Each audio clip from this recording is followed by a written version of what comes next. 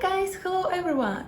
During our today's class we're gonna paint 3 different illustrations devoted to St. Valentine's Day, and it's gonna be funny. And all of them we're gonna paint in a watercolor style, and actually I prepared for you lots of freebies and also a new way how to paint with watercolor brushes. I'm gonna explain you how to create postcard or even wallpaper that you can share with someone you like. And during our second part of our class, I will show you how to paint a floral frame in the shape of a hat.